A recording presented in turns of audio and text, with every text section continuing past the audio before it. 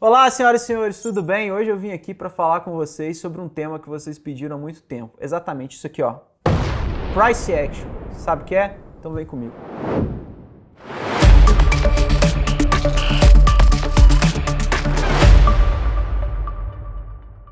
Tiagão, ó, esse vídeo aqui eu não vou fazer aquele negócio de pedir o like, pedir para se inscrever.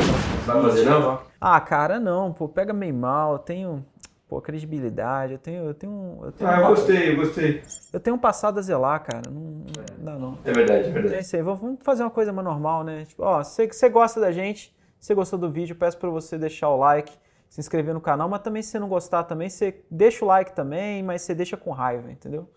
E é isso aí. Eu não vou ficar dançando mais não. Não, tá... Pô, tentando trazer uma malemolência ali, mas... Eu vou deixar o meu. O pessoal ainda não tá preparado pra isso. O meu like tá garantido. Galera, eu vou falar hoje sobre 3 lições de Price Action que eu aprendi com o Al Brooks, o autor desses 3 livros aqui, que é um conteúdo bem denso, mas que eu acho que pode te ajudar pra caramba, principalmente quando a gente tá falando de operações de curto prazo. Então vamos lá. Primeira coisa que a galera pergunta, né? O que é Price Action? Price Action, hoje em dia ele é muito conhecido pelo Al Brooks, que é esse autor aqui que eu trouxe para vocês, mas ele na verdade é um termo que já é usado na análise técnica há bastante tempo. Para vocês terem uma ideia, o John Murphy lá em 87 ele já usou o termo Price Action em um dos livros dele, e também em 99, quando ele fez aquele livro Análise Técnica dos Mercados Financeiros, se você conferir lá na página 69, ele fala já usando o termo Price Action, então antes do Al Brooks. Tá, primeira coisa, né, o que é Price Action? Usando a definição do Al Brooks, ele fala que não existe uma definição muito específica, mas para ele qualquer movimentação de preço em qualquer gráfico, em qualquer ativo, em qualquer tempo gráfico, já é o tal do Price Action, né, simplesmente a ação do preço. Eu trago para vocês uma imagem que a Gabi vai colocar na tela e aí ele comenta, né, que se você tiver, mesmo em diferentes mercados, em diferentes tempos gráficos, você tem muitas das vezes um price action, ou seja, uma movimentação de preço, uma ação do preço semelhante. E é igual nessa imagem, se você olhar a primeira imagem, a segunda e a terceira, você não consegue diferenciar qual ativo que é, você não consegue diferenciar qual tempo gráfico que é. Então é importante você entender que é o estudo da ação do preço, independente do que você está falando. Outro exemplo que eu trouxe para vocês aqui, que está aqui na tela, é justamente igual a gente vê ali. Euro contra o dólar americano no gráfico de 5 minutos e euro contra o dólar americano no gráfico semanal. Você vê que ali você tem movimentos de price action parecido em tempos gráficos diferentes. Então, price action também adota aquela ideia do mercado ser fractal, de você ter um movimento dentro do outro. Parece bem complexo, mas você vai entender. Então, agora você já sabe que qualquer tick, qualquer movimento de mercado, a gente já está falando de price action. É o estudo dessas dinâmicas de preço, é o estudo da pressão de compra e de pressão de compra e venda, é o estudo de ciclos de mercado e principalmente é um estudo que você sempre está olhando para os dois lados do mercado. Ou seja, você sempre está pensando o que quem quer comprar está imaginando daquele movimento e quem quer vender está pensando o quê. Então você estuda bastante essas dinâmicas. Então, compradores estão fazendo isso, vendedores estão fazendo aquilo. Enfim, você procura entender esse jogo no mercado. Eu brinco que o price action é como se fosse ali você estudar um pouquinho do xadrez do mercado. Hoje em dia, em análise técnica, é muito comum as coisas terem um efeito ali de um telefone sem fio. Às vezes alguém escreve uma coisa lá atrás, aí outra pessoa vai comentando, passa para frente, fulano ouve fulano, ciclano falando, e aí as coisas vão se perpetuando. Não é que está errado, mas algumas coisas que não são condizentes ali com o original. Tem aquele seu amigo que fala assim, eu opero price action, portanto eu não uso indicador. Já ouviu falar isso?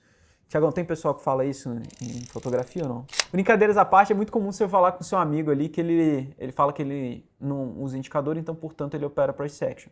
Isso não é bem verdade, tá? O Al Brooks ele é um cara que ele defende muito que, de fato, você não precisa de muitos indicadores além do preço, mas eu trouxe para vocês agora, que a Gabi está colocando aqui na tela também, o Al Brooks ele usa uma média de 20 períodos exponencial e ele está mostrando ali também qual que é o setup dele ali para gráfico diário, semanal e mensal, que ele usa a média de 100, 150, 50, 200. Então, muita gente se refere ao fato de você não usar indicador como você está fazendo uma análise de price action. E aí que tá, é muito interessante, porque primeira coisa, que o price action, você pode usar uma média, e o principal do price action não é o fato de não usar indicadores. O principal do estudo de price action é você procurar dinâmicas de tick a tick. Então, ou seja, de barra a barra, né? Por isso que ele fala aqui, ó, reading price charts, bar by bar, não é que ele vai operando de barra em barra, né? Ele toma um no bar, toma outro no outro bar, toma outro no outro bar. Não é isso não, é porque é de barra a barra, entendeu? Então, É interessante, porque o principal do price action é justamente isso. Você está observando cada candle, o que cada candle está trazendo de informação. Todos os ticks importam, price action revela ali basicamente psicologia de mercado. E aí você me pergunta, quais são as referências? A referência que eu vou trazer para vocês é o Al Brooks, igual eu estou falando aqui, que é esse senhorzinho aqui que eu vou pedir para a Gabi colocar na tela, e ele tem atualmente 4 livros, que é o Reading Price Charts Bar by Bar, que, Thiagão, esse livro aqui é complicado, é denso. Demorei 1 ano para terminar de ler isso aqui, olha que isso aqui é pequeno. 1 aninho? 1 aninho. Tá? Mas ele é denso e ele é um Al Brooks mais raiz, tá? Ele foi o primeiro livro do Al Brooks, então ele não estava muito preocupado ali em tentar explicar as coisas. Você vai ver que Price Action tem uma nomenclatura muito própria, M2B, M2S, enfim, é um livro bem difícil de ler. Não comece por ele, apesar dele ser o primeiro. E depois tem a série que ele chamou, que é o Operando Price Action, que o nosso grande Márcio Noronha da Timing trouxe pra gente, que então você tem ali o Operando Price Action Tendências, lateralidades e reversões. O tendências e lateralidades a gente já tem em português, o reversões eu sei que está chegando aí, tá? Então dá uma olhada lá, a editora Time é que tem exclusividade nesse livro e eles fizeram esse trabalho de traduzir. Aliás, quem ajudou a traduzir foi o Felipe Aranha, que é o representante oficial aí do Al Brooks no Brasil, então vale a pena você dar uma conferida. Lição número 1, a equação do trader. Você sabe o que é a equação do trader? O Al Brooks ele fala que a gente sempre tem que se preocupar com risco, retorno e probabilidade. É muito comum a gente no mercado sempre estudar aquela relação de risco-retorno, né? Muita gente fala assim, eu tenho uma relação de risco-retorno de tanto.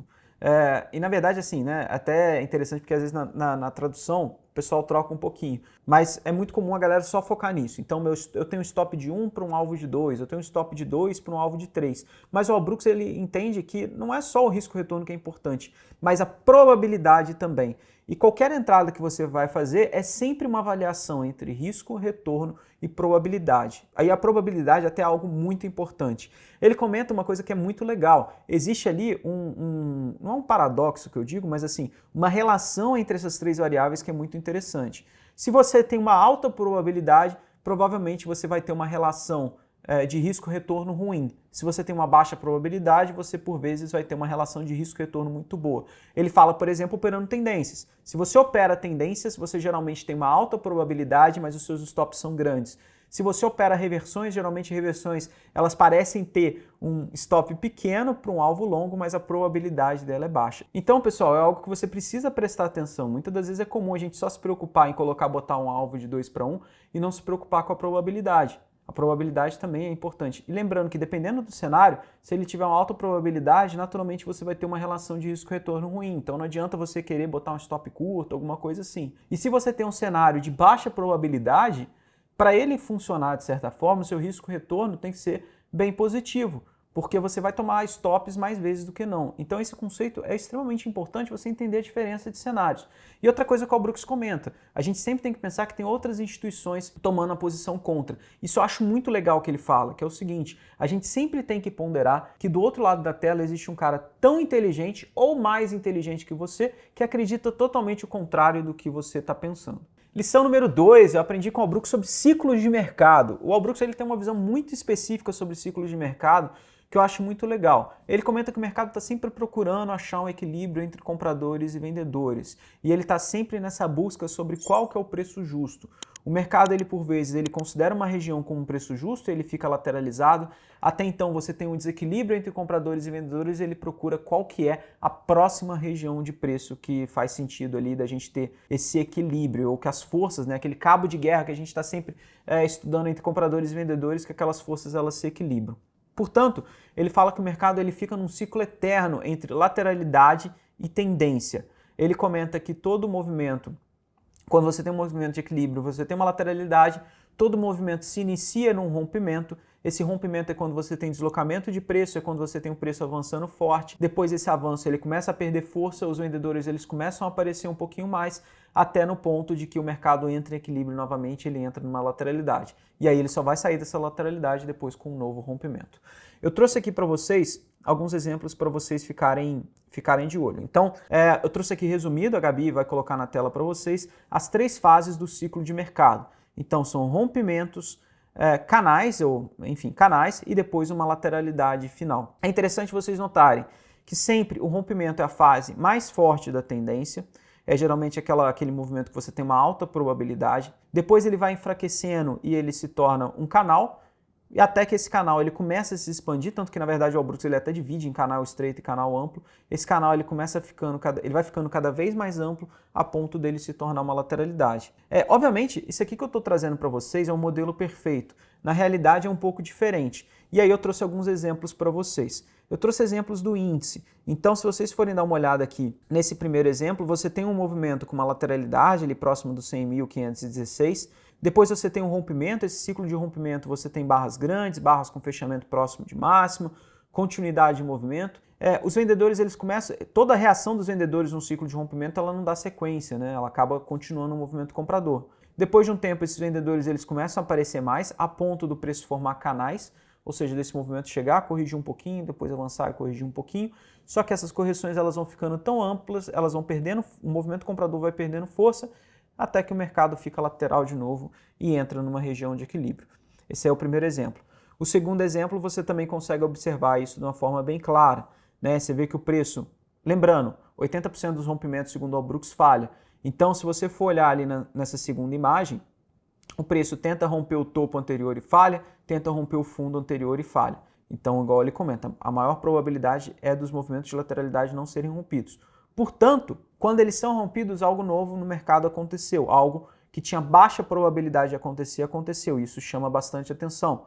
Isso inicia um ciclo de rompimento, você vê aquela sequência de 3 ou 4 barras fortes, depois um canal e o movimento fica lateralizado de novo. E, por fim, eu trouxe ali para vocês um exemplo para baixa, que você também tem a lateralidade, e aí você tem aquelas lateralidades que não são rompidas. A partir do momento que ela é rompida, ela gera um desequilíbrio de preço, o movimento fica forte, qualquer tentativa de reversão ela falha, mas com o tempo os vendedores vão perdendo força, essas tentativas de reversão elas começam a ficar cada vez mais profundas e o mercado vai perdendo força e vai ficando lateral. Então pensa que é, né, como se fosse ali um carro que ele está acelerando ali antes de dar o início da corrida, de repente ele dá a corrida, depois ele vai perdendo força, até que o movimento vai freando, tá? Eu acho que é uma forma muito legal de você acompanhar, e se você trata o mercado, principalmente para day trade, com essa ideia dos ciclos, acredito que vai ser bem interessante. A dúvida sempre que a gente tem é em qual fase do ciclo a gente está.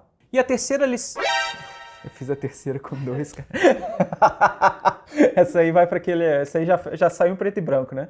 Lição número 3, eu aprendi com o Brooks a ler pressões de compra e venda. Eu brinco que é o seguinte, eu brinco não, é verdade, tá? Não é brincadeira não. Eu nunca tive talento para mercado, tá? Eu nunca fui daquele cara ali que, putz, já olhava pro gráfico, já tinha uma noção. Ainda falta muita coisa para conquistar, mas se eu conquistei alguma coisa é justamente por muita dedicação, muito estudo. Eu tinha muita dificuldade de ter naturalidade no mercado, de ter feeling, de ter percepção de mercado. Então eu brinco que o Brooks ele me ajudou bastante nisso, porque eu não conseguia ter essa leitura. O claro...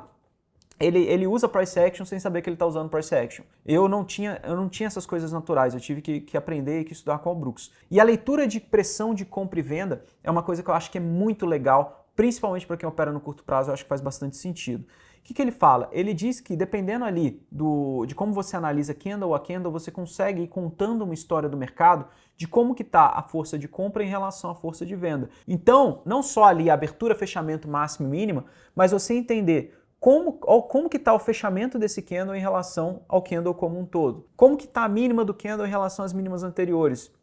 Como que está o tamanho das sombras inferiores, o tamanho das sombras superiores. Como que está o fechamento desse candle em relação ao fechamento de todos os outros candles anteriores. Então, o Al Brooks ele vai destrinchando isso, que é um estudo bem denso, é bem difícil, em alguns momentos até meio chatinho, porque é mais cansativo, mas é extremamente importante.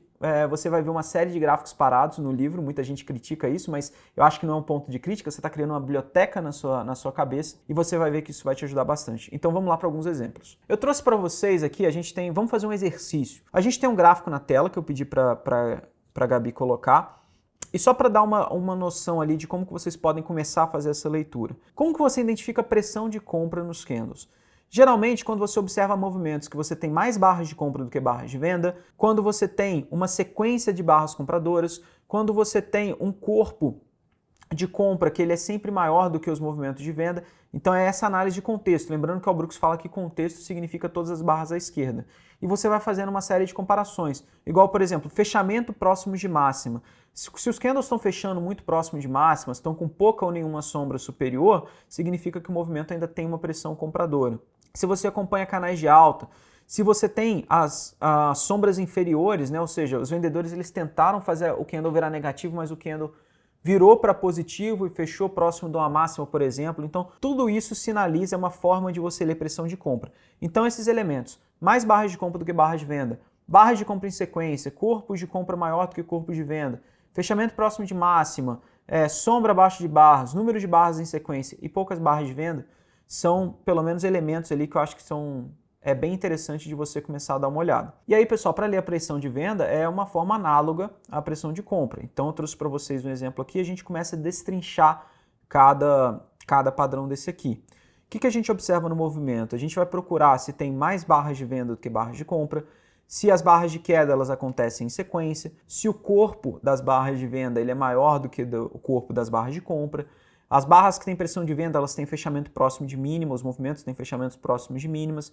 Você encontra canais que eles não têm pullback, as sombras elas estão só acima, então sombras inferiores geralmente são sinais de pressão de compra, e aí você vê que não chega, né, o comprador não consegue nem ter força para poder fazer o candle ficar com uma sombra inferior, e aí você identifica também pouca ou nenhuma barra de compra. Isso tudo ali são formas de você ler pressão de venda no gráfico. E aí é muito interessante, porque muita gente pergunta e fala assim, poxa, mas no dia a dia, mercado pegando ali vai ser difícil, né? Vai ser difícil de eu ficar analisando isso tudo. Poxa, mas essa barra está com fechamento em relação às anteriores, sombra. A ideia não é essa. A ideia não é você na hora, você pode até fazer, mas a ideia não é na hora você ter que ficar pensando em cada coisa, porque se você vai tentando anotar cada elemento ali, você já perdeu o movimento. A ideia é você sentar com o bumbum na cadeira, ler isso aqui, estudar isso aqui de forma detalhada e fazer um exercício que eu proponho para vocês. Imprime os gráficos ou pega ali na sua plataforma os gráficos e aí você vai fazer um estudo do histórico. Você vai pegar o gráfico parado e você vai procurar destrinchar o máximo dos movimentos possível. Tá? Isso aí é como a gente estuda price action. Muita gente critica isso e fala assim, mas gráfico parado é tranquilo. Tá bom, mas o objetivo aqui não é você procurar prever nada. O objetivo é você pegar os movimentos passados, estudar eles e criar uma biblioteca de movimentos na sua cabeça. Você começa a enxergar cenários em que aconteceu uma coisa, em cenários que aconteceu a outra, e você procura enxergar qual que é a lógica daqueles movimentos que você está estudando. Ali você vai ter tempo para destrinchar, poxa, olha só essa barra está com máxima acima das máximas anteriores, essa barra está assim, essa barra está assado, então isso é muito importante. Eu trouxe para vocês um exemplo aqui, coloquei ali, como estudar a price action. A gente vai usar esse gráfico que está aqui para vocês. A primeira coisa que eu sugiro para vocês é pegar o gráfico parado e começa a traçar as linhas, começa a identificar quais ciclos de mercado que você observa. Você tem onde que tem um ciclo de lateralidade no dia, onde que tem um ciclo de rompimento, onde que tem um ciclo de canal. Isso aí seria a primeira parte do estudo. A segunda parte é justamente você também identificar linhas de tendência e quaisquer outras linhas. E aí depois vem a parte mais legal, que é você fazer o seu diário técnico de movimento. Isso é algo que eu fiz pra caramba, que eu adoro fazer. Infelizmente, algumas vezes o tempo fica um pouco curto, a gente não consegue fazer. Mas se eu tivesse tempo, eu imprimia um monte de gráfico e ficava fazendo isso o dia inteiro, porque é um estudo muito legal e eu sinto que desenvolve uma habilidade, uma leitura e um feeling, uma percepção de mercado que é muito boa. Diversos amigos fazem e têm bons resultados com isso. A outra parte, então, depois que você identificou o ciclo, você vai pegar o gráfico e você vai começar a descrever o que aconteceu barra a barra no dia. Então eu trouxe só um exemplo para vocês, você pode fazer isso em texto, no papel, qualquer coisa. Ó, barra 1, esse exemplo que a gente trouxe. Barra 1, 2 e 3 do dia tem mínimas e máximas mais baixas. A barra 16 ela é um destaque porque ela falhou em perder a mínima da barra 15 e iniciou um rompimento de alta. A barra 20 e 24 inicia uma correção maior, então você começa a ver que essas barras estão mostrando um pouco mais de pressão de venda. A barra 30 falhou o rompimento do topo e inicia um mercado mais lateralizado. Enfim, são só alguns exemplos ali, depois a ideia é que você a cada dia imprime os gráficos ou pega na plataforma e você faça o estudo barra a barra. Isso aí vai te ajudar a perceber um pouco mais e o mais legal, quanto mais você treina isso, quanto mais preparado você está com isso, na hora, simplesmente as coisas, essa percepção vai aflorar. Essa leitura ela fica mais fácil, ela fica automática, tá? Pensa comigo, é igual um cara ali que é o corredor de Fórmula 1, eu acho que é um exemplo muito bom. O cara que é corredor de Fórmula 1, Ele não vai ficar pensando, não, nessa hora que eu tenho que frear, nessa hora eu tenho que apertar isso, nessa hora eu tenho que apertar aquilo, nessa hora eu tenho que fazer isso, tenho que fazer aquilo, olha, eu tenho que virar um pouquinho para cá, eu tenho que virar um pouquinho para lá. Não é o momento disso. O momento disso é no treino, quando você está no simulador, nos treinos, quando você está estudando a pista, quando você está destrinchando ou fazendo essas anotações que eu comentei com vocês. A ideia é que quanto mais você se prepara, quanto mais você treina isso, na hora que você está no pregão, na hora que você está na sua conta, enfim, conta real ou simulação, mas na hora que você está com o pregão acontecendo, o seu propósito é outro. Seu propósito não é destrinchar esses movimentos. O seu propósito é ficar tranquilo e a sua mente já vai começar a executar essas coisas que você treinou. O seu corpo vai ter essa memória e a sua percepção ela vai ficar muito aguçada para o mercado. Então é a forma como eu sugiro que você pode estudar o Price Action. Galera, então é isso. Esse aqui foi o nosso vídeo sobre Price Action. Tem bastante coisa pra gente falar sobre o tema, mas eu espero que vocês gostem. E me diz aí, você usa Price Action? Você gosta da metodologia? É uma metodologia difícil de estudar, mas eu acho que se você estudar, principalmente ali para quem opera no curto prazo, pode ser de grande valia, tá bom? Se você gostou do vídeo, se inscreve, deixa seu like e comenta aí que eu quero ver o que você acha sobre Price Action.